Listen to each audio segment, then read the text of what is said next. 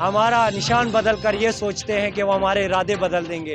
हमारा निशान बदला है, हमारा ईमान नहीं। ये वो दौर नहीं है जिस दौर में आपने भुट्टो को रात के अंधेरे में फांसी दी थी।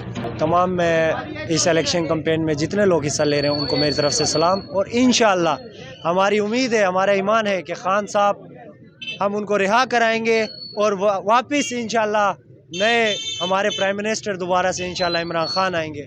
हम उन तमाम आवाम को बताना चाहते हैं कि वो अगर खान को जेल में डालकर वो ये समझते हैं कि हमारे हौसले कम होंगे, हम डर जाएंगे, तो आप हमें हमारी जान भी ले लें, हमें किसी चीज़ का खौफ नहीं है।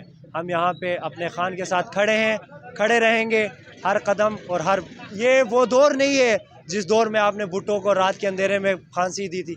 ये वो दौर नहीं है कि आप नेट बंद करेंगे, आप नेटवर्क्स बंद करेंगे, आप मामलात बंद करेंगे और उनके वोटर्स नहीं निकले। ये यूथ है और ये यूथ ही इंशाअल्लाह अपने खान को वापस लेके आएगी और इस मुल्क का वज़ीर आज़म बनाएगी।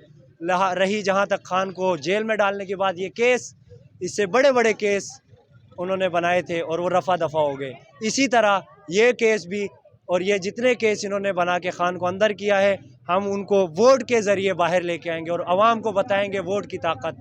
हम लोगों को बताएंगे अपने वोट की ताकत। ये यूथ का पावर है जिसके खान के साथ पूरा पाकिस्तान खड़ा है।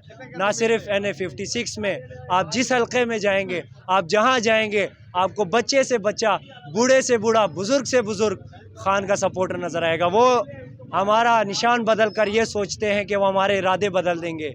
हमारा निशान बदला है, हमारा ईमान नहीं। हम हमेशा खान के साथ थे और खान के साथ रहेंगे और इंशाअल्लाह हमारे नए प्राइम मिनिस्टर इमरान खान होंगे।